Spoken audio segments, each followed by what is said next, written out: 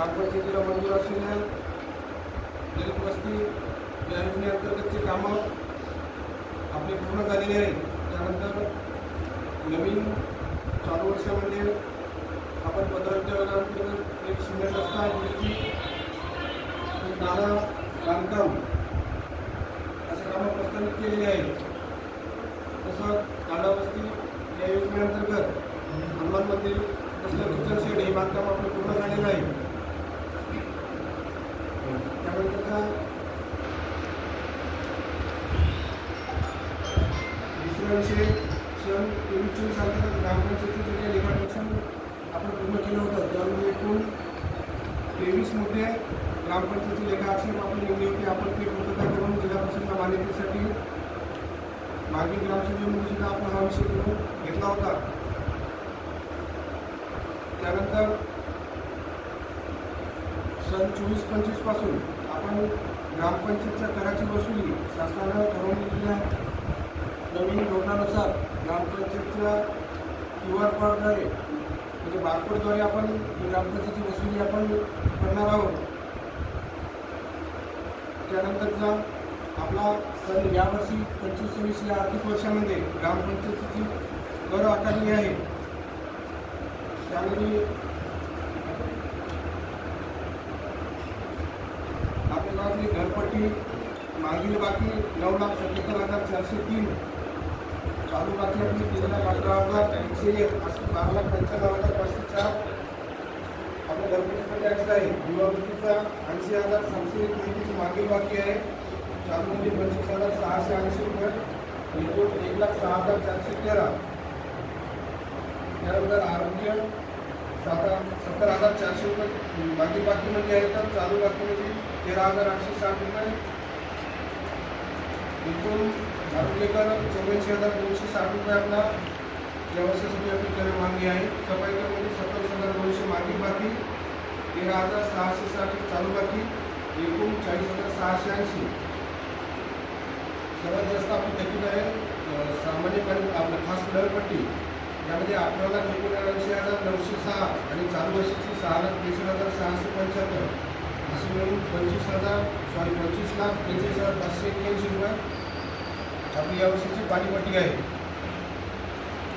मागील वर्षाचा आपल्याकडे थकीत 30,35,463 आणि चालू वर्षाचे 10,34,976 रुपये असे एकूण ग्रामपंचायतीची कर मागणी 40,70,438 रुपये आपली या वर्षाची कर मागणी आहे.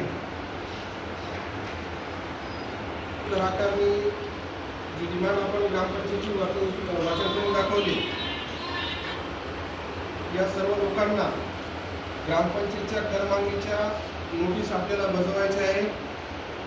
मागणी बिलं ग्रामपंचायतीची आपल्याला द्यायची आहेत त्यांना. त्यानंतरचा आपल्याकडं आजच्या या ग्रामसभेसमोरचा सगळ्यात महत्त्वाचा विषय आपण नानाजी देशमुख कृषी संजीवनी या योजनेअंतर्गत आपल्या गावामध्ये मागील 2-3 दिवसापासून शिवाळे साहेब हे गावाचा सूक्ष्म आराखडा तयार करत आहेत. यामध्ये सार्वजनिक स्वरूपाची कामं, वैयक्तिक स्वरूपाची योजना अशा योजने आपल्या गावाअंतर्गत घेण्यासाठी त्यांनी ग्रामपंचायतीचा गावाचा एक कृती आराखडा तयार केलेला आहे. याबाबतची पुढील माहिती शिवाळे सर हे तुम्ही अशी त्यांना विनंती करतो.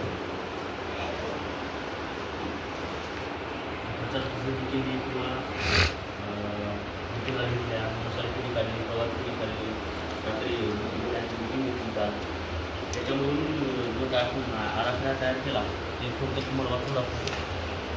त्याच्यामध्ये वैयक्तिक गटाच्या बाबी असतील किंवा शेतकरी गट असतील किंवा महिला बचत गट असतील त्यांच्या बाबी असतील, त्यांच्या बाबी ज्या आहेत आपण त्यात सांगून देतो. आता याच्यामध्ये शेतकरी गट, कंपनी किंवा महिला बचत गट याच्यामध्ये एक आपण भूगोल असा आकडा काढलेला आहे. कुणाकुणाला काय काय लागेल यामध्ये. आता शीतगृह आपल्याकडे शीतगृहाची मागणी नाही आपल्याकडे.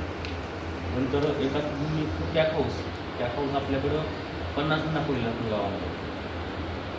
नंतर धान्य प्रक्रिया 10, दूध प्रक्रिया युनिट 5, कडधान्य डाळ मिल असतात, डाळ मिल असतात त्या दाखवल्या तर 20 आपण.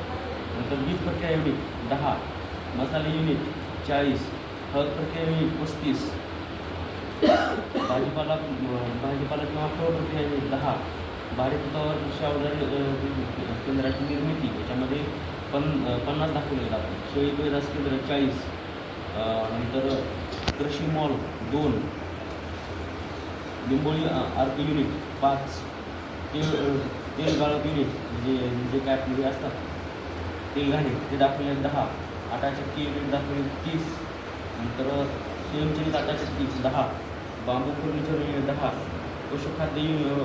पशुखाद्य प्रक्रिया युनिट याच्यामध्ये मुरघास युनिट वगैरे असतं त्याच्यामध्ये दाखवले आपण 25, नंतर आटा पॅकिंग युनिट 10, आली प्रक्रिया युनिट 5, रोपवाटिका 10 दाखवलेले आहेत, सेंद्रिय कृषी युनिट 60 दाखवलेले आहेत, पापड उद्योग 60 दाखवले, बटाटा प्रक्रिया युनिट म्हणजे चिप्स हे जे आहेत ते आपण दाखवले 60, पोल्ट्री फार्म उद्योग 25, नंतर पाश्चरायझेशन युनिट 5 दाखवलेले आहेत, रेशीम उद्योग 25, सोलार युनिट दाखवलेलं आपण 30, सोया मिल्क प्रोसेसिंग युनिट 10, हळद प्रक्रिया युनिट 10, गांडूळ खत युनिट 250 दाखवलेले आहेत.